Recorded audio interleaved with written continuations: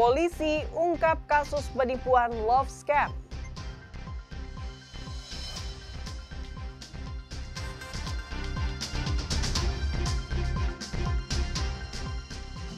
Unjuk rasa Indonesia gelap di depan gedung DPRD Jawa Barat.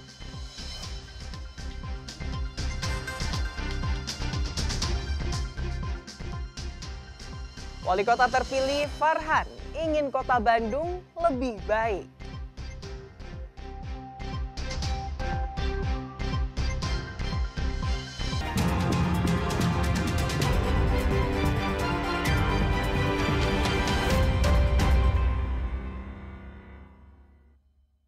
Selamat pagi saudara, selain ketiga informasi utama tadi, kami masih memiliki informasi menarik lainnya. Saya Fida Latas akan menemani Anda dengan berita independen, terpercaya. Kita simak Kompas Jabar selengkapnya.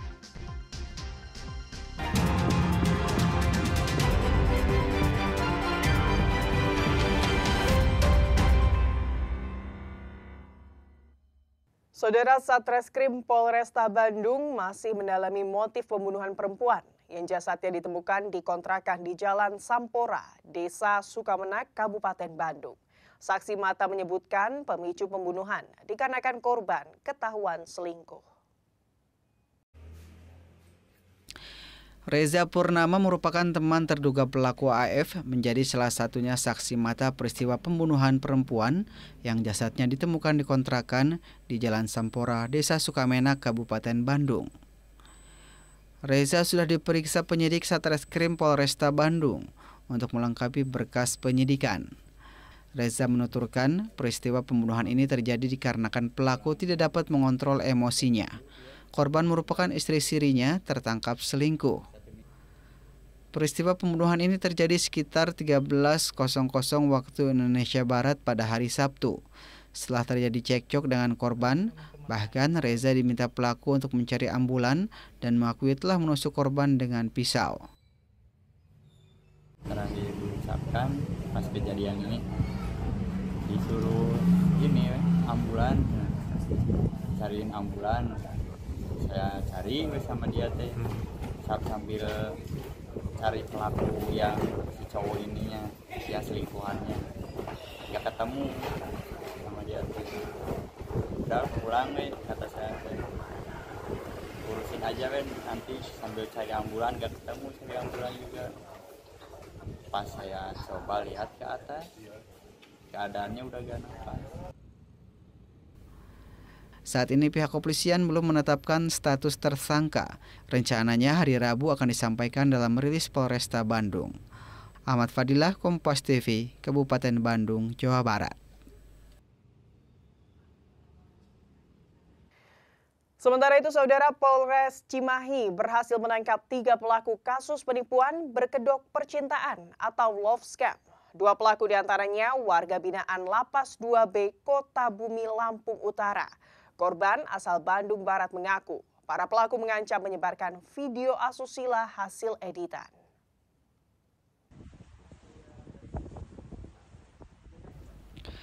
Beginilah video detik-detik penangkapan pelaku kasus penipuan berkedok percintaan atau love scam oleh anggota Satreskrim Polres Cimahi di Lapas Kota Bumi, Lampung Utara. Kasus ini berawal ketika Polres Cimahi mendapat laporan seorang wanita asal Desa Cikadu, Kecamatan Sindangkerta, Kabupaten Bandung Barat, berinisial REP, usia 32 tahun. 2 tersangka merupakan narapidana penghuni Lapas Kota Bumi, Lampung Utara. Misni alias Joko berusia 30 tahun dan Zulkarnain 37 tahun memeras REP. Bekerja sama dengan Iza Mahendra 24 tahun, teman sesama penghuni rutan namun sudah bebas pada Desember 2024. Kapolres Cimahi AKBP Tri Suhartanto menjelaskan, korban melapor menjadi korban penipuan online atau love scamming. Pelaku mengancam menyebarkan video asusila korban hasil editan aplikasi AI. Pelaku meminta uang sebesar 50 juta rupiah, namun korban hanya memberikan uang sebesar 30 juta rupiah. Merasa terancam, akhirnya korban melapor ke Polres Cimahi. Untuk kronologis kejadian bahwa sekitar hari Rabu tanggal 8 Februari 2025 di tempat tinggal korban, di mana korban berkenalan dengan seorang laki-laki yang mengakui sebagai seorang anggota Polri yang berdinas di Polda Jawa Tengah, di mana korban dengan pelaku itu berkenalan melalui aplikasi Tinder. 3 orang pelaku dijerat dengan pasal 14 ayat 2 huruf A, junto pasal 15 ayat 1 huruf F, Undang-Undang Nomor 12 Tahun 2022 tentang TPKS, junto pasal 378 KUHP, junto pasal 368 KUHP, junto pasal 55 ayat 1 ke 1 KUHP dengan ancaman di atas 5 tahun penjara. Abdul Rahim, Kompas TV, Bandung, Jawa Barat. Polisi menangkap 2 pria pelaku penjambretan di Jalan Kiara Condong, Kota Bandung. Korban, seorang karyawati SPBU, menderita luka di bagian lengannya setelah berupaya mempertahankan tasnya yang dirampas kedua pelaku.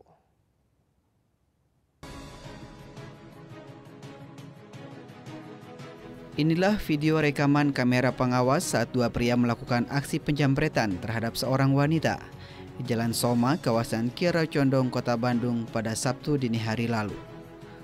Korban yang saat itu hendak berangkat bekerja ke salah satu SPBU di kawasan Kiara Condong dipepet oleh sepeda motor yang ditumpangi kedua pelaku. Kemudian mengambil paksa tas korban. Korban yang berupaya mempertahankan tas miliknya mengalami luka pada bagian lengan akibat sabetan senjata tajam salah satu pelaku. Berbekal rekaman kamera pengawas, kedua pelaku masing-masing inisial CA dan SP diciduk petugas unit reskrim Polsekta Kiara Condong sehari pasca penjambretan. Patroli cyber, kami melihat ada kejadian direkam oleh CCTV ya. Ada kejadian seorang wanita dijambret ataupun dilakukan copetan dengan tindakan kekerasan di Jalan Soma, yaitu kejadiannya pada hari Sabtu tanggal 15 Februari pada pukul 5:30 pagi, berarti masih subuh.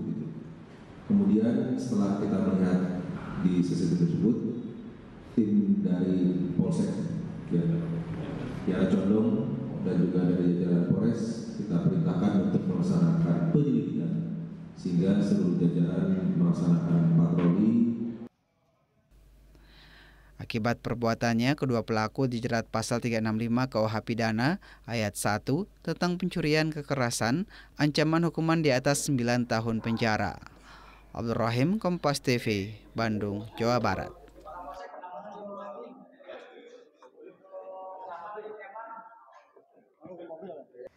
Saudara, jembatan penghubung 2 kecamatan di Garut ambruk. Informasi selengkapnya kami hadirkan usai jeda.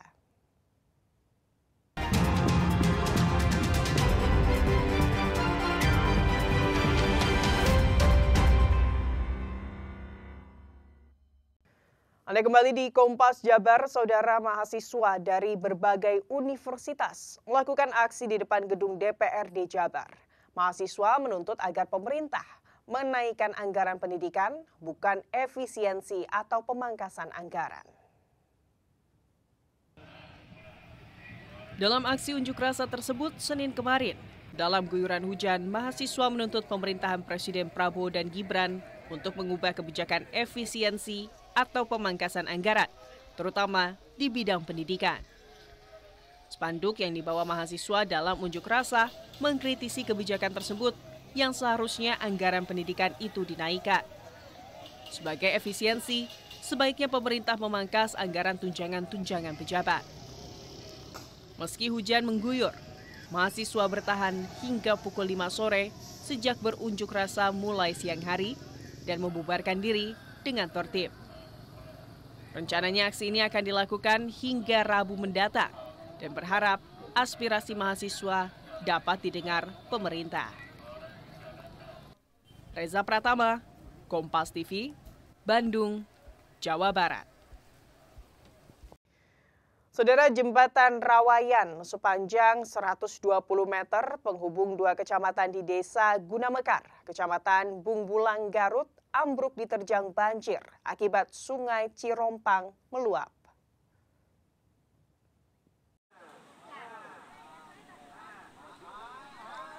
Inilah video amatir merekam detik-detik jembatan Rawayan di Desa Gunamekar, Kecamatan Bungbulang, penghubung Kecamatan Mekar Mukti dan Kecamatan Bungbulang ambruk diterjang banjir akibat meluapnya Sungai Cirompang.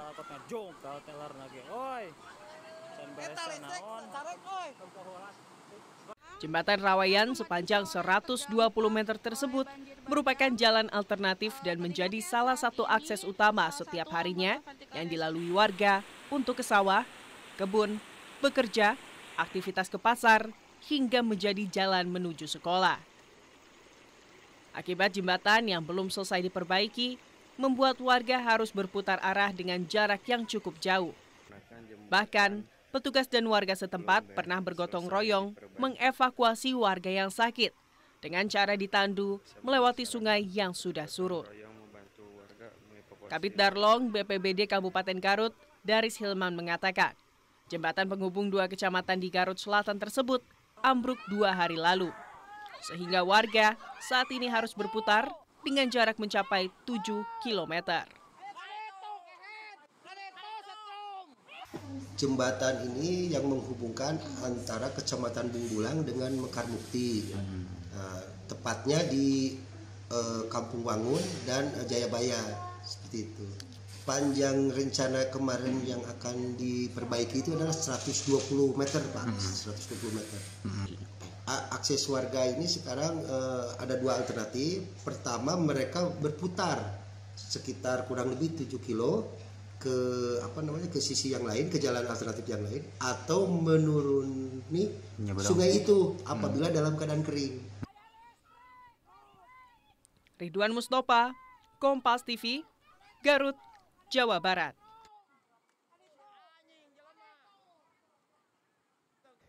Kita ke informasi lain, Saudara. Dalam membangun kota Bandung ke depan, Wali Kota terpilih Farhan mengajak semua unsur untuk bekerja sama. Di masa kepemimpinannya, Farhan ingin kota Bandung jauh lebih baik dari segi pelayanan ke masyarakat.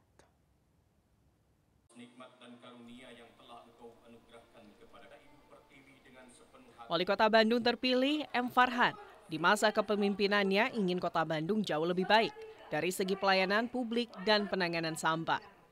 Hal tersebut disampaikan saat menghadiri pemberian muri pembuatan akta kelahiran terbanyak se-Indonesia kepada Pusat Senjata Kavaleri, Pusenkaf, di Kota Bandung. Farhan menyebut program pemberian akta lahir oleh Pusenkaf ini merupakan dorongan untuk pemerintah Kota Bandung, khususnya Disduk Capil, untuk memberikan layanan yang berkualitas.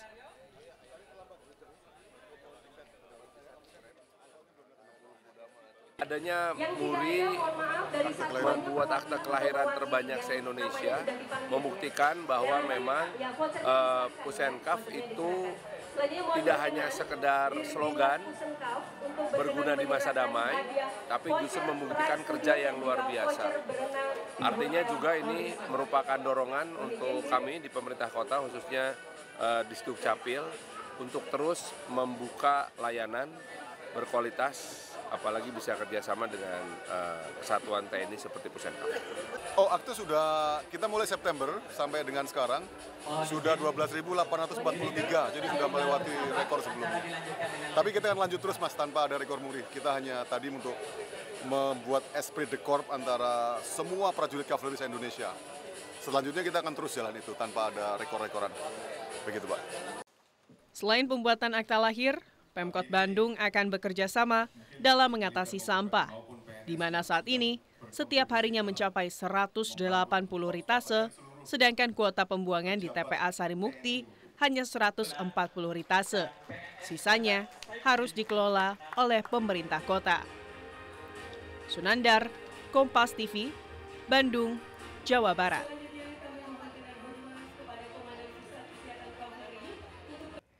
Saudara, informasi seputar olahraga akan kami hadirkan usai jeda. Tetaplah di Kompas Jabar.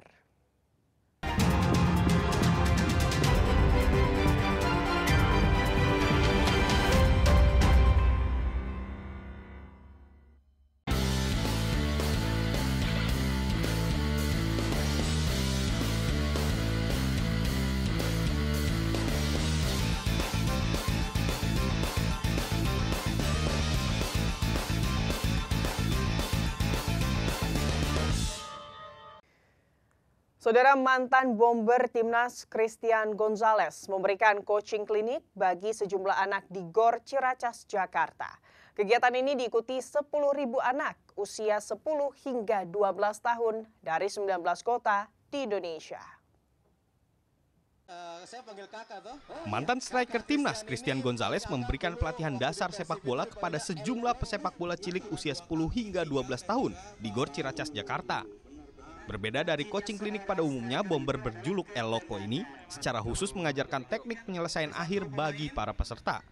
Kehadiran Gonzalez merupakan bagian dari rangkaian pembukaan putaran final Milo National Championship 2025. Kompetisi ini diikuti 10.000 peserta dari 19 kota di Indonesia. Mereka bersaing di kelompok usia 10 dan 12 tahun. 20 tim terbaik bersaing di putaran final yang digelar 15 hingga 16 Februari di Jakarta. Christian Gonzalez menilai kompetisi usia muda di berbagai daerah seperti ini menjadi pondasi penting dalam menelurkan talenta terbaik. Dari sinilah kedisiplinan dan mental pesepak bola cilik diasah. Dan saya bilang kalau mereka memang mau cari pemain profesional, harus pelan-pelan ya, nggak usah buru-buru, harus nikmati latihan, santai. Misalnya kalau ada ragu-ragu tanya sama pelatih dan selalu dengar papa dan mama. Di partai grand final kelompok usia 10 tahun, tim Pendawa FC dari Sidoarjo keluar sebagai juara. Sedangkan Randika FC dari Kudus menjadi kampiun di kategori 12 tahun. Tim Liputan Kompas TV.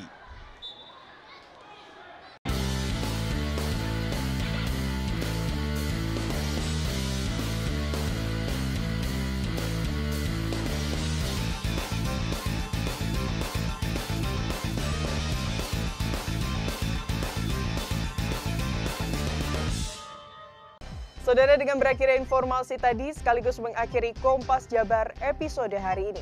Saya Fida Latas beserta kru yang bertugas mengucapkan terima kasih dan sampai jumpa.